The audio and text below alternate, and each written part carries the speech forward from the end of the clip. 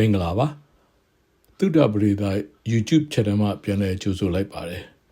်အရင်ကကျွန်တော်တင်ပြတဲ့ကျမ်းမာရေးနဲ့ပတ်သက်တဲ့ဆောင်းပါးတွေမှာဆောင်းပါး၄-၅ခုကိုကျွန်တော်လေ့လာပြီးကျွန်တော်ရဲ့ထင်မြင်ချက်နဲ့တင်ပြတဲ့အချက်အလက်တွေပါအခုခါ AI ဉာဏ်တုနည်းပညာကအလွန်ပင်တိုးတက်လာတာမို့ဒီတစ်ခါတော့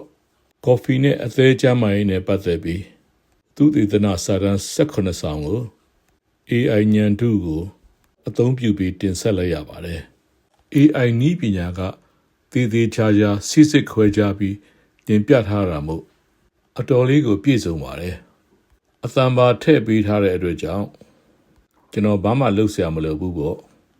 ကော်ဖီနဲ့အသေးချမ်းမာရေးနဲ့ပတ်သက်ပြီးအရေးကြီးတဲ့စာတမ်း၄ဆောင်ကိုအောက်မှာဖော်ပြထားပါတယ်စိတ်ဝင်စားသူများကြည့်ရှုနိုင်ပါတယ်မိတ်ဆွေတို့အကြံပြုလိုပါကအောက်မှာဖော်ပြနိုင်ပါတယ်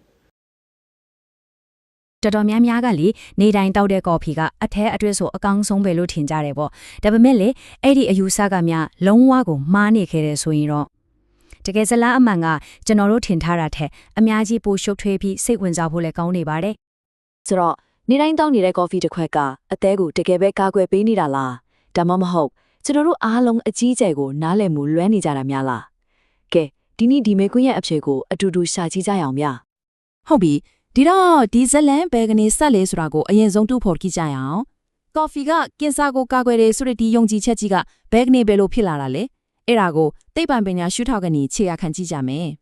40ရာခိုင်နှုန်းဒီကိန်းကနန်ကအဲ့ဒီတုန်းကတကယ့်ကိုဟိုးလေးတကြော်ဖြစ်သွားခဲ့တာပါအရင်ကသူတွေတနာကြီးတွေအစိုးအရာရောကော်ဖီတောက်ခဲ့သူတွေဟာအသေးကန်စာထနိုင်ကြီးကို40ရာခိုင်နှုန်းထိတောင်တိတိတတ်တာရှော့ချနိုင်တယ်ဆိုပြီးသတင်းကောင်းကြီးပိုင်းတွေမှာအများကြီးဖော်ပြခဲ့ကြတာပေါ့ပြီးတော့လေ2019ခုနှစ်မှာ The British Medical Journal လို့နာမည်ကြီးဆေးပညာဂျာနယ်ကြီးကဒီအချက်ကိုပို့ပြီးတော့ခိုင်မာအောင်လုပ်လိုက်ပါသေးတယ်။သူတို့ရဲ့ထုတ်ပြန်ချက်ကရှင်းရှင်းလေးပဲ။ကော်ဖီထုတ်တာဟာအန်ဒီရဲ့အကျိုးကျေးဇူးနဲ့ပို့ပြီးဆက်ဆံနေလိမ့်ရှိတယ်တဲ့။ဒီစကားကြောင့်အရင်ကယုံကြည်ချက်ကပို့ပြီးတော့ခိုင်မာသွားခဲ့တာပေါ့။အထူးသဖြင့်2013နဲ့2019ခုနှစ်တွေက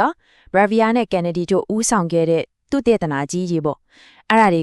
ကကော်ဖီဟာအသေးကင်ဆာကိုကာကွယ်တယ်ဆိုတဲ့အယူဆအတွက်ခိုင်မာတဲ့သိပ္ပံနည်းကြောင့်အုံမြင့်တစ်ခုလိုဖြစ်ခဲ့ပါတယ်ဒါပေမဲ့လေသိပ္ပံပညာဆိုတာကအမြဲတမ်းတိုးတက်ပြောင်းလဲနေတာမဟုတ်လားအခုတော့သူတေသနာအသစ်တစ်ခုကဒီဇလန်ကိုလုံးဝကိုပြောင်းပြန်လန်လိုက်တဲ့အခါမှာသိပ္ပံလောကမှာတကယ့်ကိုအလဲပြောင်းကြီးတစ်ခုဖြစ်လာခဲ့ပါတော့တယ်အဲ့ဒီမှာဇလန်ကိုပြောင်းဖြစ်လိုက်တဲ့နီလန်တစ်ခုပေါ်လာတာပဲအဲ့ဒါကတော့ Mendelian randomization ပါ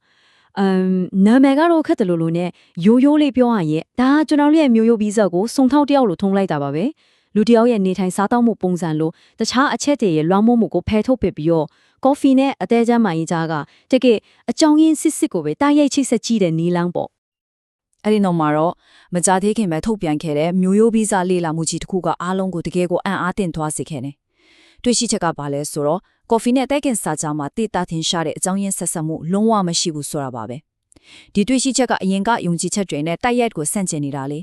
ေဒါကြောင့်ဒါကကြီးမားတဲ့ပဟေလီတစ်ခုဖြစ်လာခဲ့တာပေါ့ကဲဒီလောက်ရှုပ်ထွေးနေတဲ့ကော်ဖီပဟေလီကိုအတူတူအထေရှာကြည့်ကြရပါဒီလိုတစ်မျိုးနဲ့တစ်မျိုးမတူတဲ့ထိပန်တွေ့ရှိချက်တွေကိုရှင်းပြနိုင်မဲ့တော့ချက်ကတော့ပြောင်းပြန်အကျိုးသက်ရောက်မှုလို့ခေါ်တဲ့ reverse causality ဆိုတဲ့အယူအဆပါပဲဒီမှာအဓိကချက်ကိုရှင်းရှင်းလင်းလင်းမြင်နိုင်ပါတယ်။အရင်ကကျွန်တော်တို့ထင်ခဲ့တာကကော်ဖီတော့ရင်အသေးချမ်းပါတယ်ဆိုပြီးတော့လေဒါပေမဲ့တကယ်ဖြစ်မှန်ကတော့ကြောင်းပြကြီးဖြစ်နေတာအသေးချမ်းတဲ့သူတွေကသာကော်ဖီကိုခံနိုင်ရရှိပြီးတောင်းနိုင်ကြတာဆိုတာပါပဲ။ဒီပြောင်းပြန်အကျိုးသက်ရောက်မှုကဘယ်လိုဖြစ်သွားတာလဲဆိုတာကိုတဆင့်ချင်းကြည့်လိုက်ရအောင်နော်။အဆင့်1အသေးကမကောင်းတဲ့အခါခနာကိုယ်ကနေလို့မကောင်းတော့ဘူး။အဆင့်2အဲ့ဒီလူကကော်ဖီတောက်လိုက်တဲ့အခါမှာပိုပြီးတော့မအီမတာဖြစ်လာပြီးကော်ဖီကိုရှောင်လိုက်ရော။အဆင့်3ဆိုတော့နောက်ဆုံးမှဘသူတွေပဲကော်ဖီကိုဆက်ထုတ်ကြတော့မလဲဟုတ်ပါတယ်အသေးကျမာတဲ့သူတွေပေါ့အဲ့ဒီတော့အရင်လဲလာမှုတွေကကော်ဖီတောက်တဲ့သူတွေအသေးကျမာတယ်လို့မောင်းပြီးကောက်ချက်ချမိချဲကြတာပါဆိုတော့အထူးအချက်ကရှင်းရှင်းလေးလားကော်ဖီကလူတွေကိုကျန်းမာအောင်လုပ်ပေးခဲ့တာမဟုတ်ဘူးသူတို့ရဲ့ကျန်းမာရေးအခြေအနေကကောင်းတယ်လို့သာသူတို့ကိုကော်ဖီတောက်ခွင့်ပြုခဲ့တာဖြစ်ပါရဲ့ဒါကဒီအကြောင်းရတစ်ခုလုံးရဲ့အနှစ်ချုပ်ပါပဲကဲဟုတ်ပြီဒါဆိုကော်ဖီကအသေးခင်ကြာကိုမကာကွယ်နိုင်ဘူးဆိုတော့သူ့မှာတခြားကောင်းကျိုးတွေရောမရှိတော့ဘူးလားလို့မေးစရာရှိလာပါတယ်။အဲ့ဒါတော့လုံးဝမဟုတ်ပါဘူး။ကော်ဖီမှာလေတကယ်ကိုသိပြနေကြသက်သေပြထားတဲ့တခြားကျန်းမာရေးအကျိုးကျေးဇူးတွေအများကြီးရှိနေပေဟဲ့။သိပ္ပံနေကြထောက်ပံ့ထားတဲ့ကော်ဖီရဲ့အကျိုးကျေးဇူးတွေကတကယ်ကိုမနှဲပါဘူး။ဥပမာအနေနဲ့ပြောရရင် ရေဘူးရဲ့တည်ဆုံမှုနှုန်းကို10ကနေ15ရာခိုင်နှုန်းအထိလျှော့ချပေးနိုင်တယ်ပြီးတော့စီချိုအမျိုးအစား2နဲ့ပါကင်ဆန်လောက်ကထိနိုင်ချွေကိုလည်းရော့ကျစေပြန်ရောအသေးတို့ဆိုရင်ကောင်အမာယုထိတာကိုတက်တာစေပြီးရွှေပီတာယောဂပိုမဆိုးလာအောင်နှေးကွေးစေနိုင်ပါသေးတယ်ဆိုတော့လေကော်ဖီဟာတခြားအကြောင်းပြချက်ကောင်းတဲ့အများကြီးကြောင့်ကျန်းမာတဲ့လူနေမှုပုံစံတွေတန်ဖိုးရှိတဲ့အစိတ်ပိုင်းတစ်ခုဖြစ်ရှိနေတော့ပါပဲ ကဲဒီတစ်ခါတော့နောက်ဆုံးနဲ့အရေးအကြီးဆုံးအပိုင်းကိုရောက်လာပါပြီကော်ဖီချောင်းကိုခဏဘေးဖေထားလိုက်ရအောင်တကယ့်ကိုအသေးချမ်းမာရေးအတွက်လက်တွေ့ကြပြီးတိတ်ပန်နေကြတက်တက်ဖြာထားတဲ့နီလန်စစ်စစ်တွေကိုပဲအာရုံစိုက်ပြီးကြည့်ကြရအောင် ဒီနေရာမှာအဓိကမှတ်ထားရမယ့်ကိန်းဂဏန်းတစ်ခုရှိပါတယ်။အဲ့ဒါကတော့ကိုယ်အလေးချင်းရဲ့10ရာခိုင်နှုန်းကနေ15ရာခိုင်နှုန်းကို short ချတာပါပဲ။ဘာလို့လဲဆိုတော့ပုံနေတဲ့ကိုယ်အလေးချင်းအထူးသဖြင့်ဘိုက်မှာရှိတဲ့စီတွေကအသေးမှာဓာတ်ရိပ်သွားပြီးအစီဖုံးစေလို့ပါ။ direct trial လို့သူဒေသနာကြီးတွေရဆိုရင်ဒီလောပမာဏကို short ချနိုင်တာနဲ့အသက်အစီဖုံးတာနဲ့စီချို့မျိုးစားနစ်ကိုတိတိတာတာပြင်ကောင်းလာစေနိုင်တယ်လို့တွေ့ရှိထားပါတယ်။ အသေးလေးကအစီအီကိုဖဲထုတ်ဖို့တက်တေပြပြီးသားအဓိကနီလန်နှစ်ခုရှိပါတယ်ပထမတစ်ခုကကာဘိုဟိုက်ဒရိတ်နေတဲ့အစားအသောက်ပုံစံပါဆိုလိုတာကအသေးမှာအစီအသက်တီဖြစ်စေတဲ့တကြားနဲ့ကစီသက်တွေကိုရှော့စားတာပေါ့ဒုတိယတစ်ခုကတော့အချိန်ပိုင်းအစာရှောင်တဲ့ intermittent fasting ပါဒါကခန္ဓာကိုယ်ကိုအစားသက်တီမွေးလာတဲ့အခါအသေးမှာထိုးလောင်ထားတဲ့အစီဟောင်းတွေကိုပြန်လောင်ကျွမ်းပြီးစွမ်းရည်ဖြစ်ထုံးအောင်တွန်းအားပေးတဲ့နည်းလမ်းပါဒီအချက်ကတော့တကယ့်ကိုအရေးကြီးတဲ့အထက်တေချာနားထောင်ပေးပါအကယ်၍စီချိုယောဂအတွက်ဆေးတွေတောက်သုံးနေရတယ်ဆိုရင်အစားတောက်ပုံစံအသစ်တစ်ခုခုကိုမစတင်ခင်မှာဆရာဝန်နဲ့မဖြစ်မနေတိုင်ပင်ဖို့လိုပါတယ်မဟုတ်ရင်သွေးတွင်းသစားထက်အလွန်အမြတ်ကျဆင်သွားပြီးအသက်အန္တရာယ်အထိဖြစ်နိုင်လို့ပါပဲ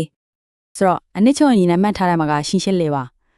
မလောက်တဲ့နာကတော့ coffee ကိုအသေးယောဂအတွက်ကုထုံတစ်ခုလို့အားကိုးတာမျိုးပေါ့လောက်တဲ့နာကတော့တကယ်ရလက်ကောင်းတဲ့ရောက်ဖို့အတွက်ကိုအလေးချင်းအစားအသောက်နဲ့ကျန်းပါတဲ့ဒီထိုင်မှုပုံစံကိုပဲအဓိကထားအာရုံစိုက်ဖို့ပါပဲအခုလိုကော်ဖီနဲ့ပတ်သက်တဲ့တိပန်ပညာကအရင်ကတည်းကပူပြီးရှင်းလင်းလာတဲ့အခါမှာလေဒီချက်ကကျွန်တော်တို့ကျန်းမာရေးအတွက်ကောင်းတယ်လို့သတ်မှတ်ထားတဲ့တခြားအစားအစာတွေအပေါ်ထားရှိတဲ့အမြင်တွေကိုရောဘယ်လိုများပြန်ပြီးစမ်းစစ်ဖို့တွန်းအားပေးနိုင်မလဲဒါကတော့အားလုံးအတွက်ဆက်ပြီးစဉ်းစားကြည့်ဖို့မိကုန်းတစ်ခုပါပဲ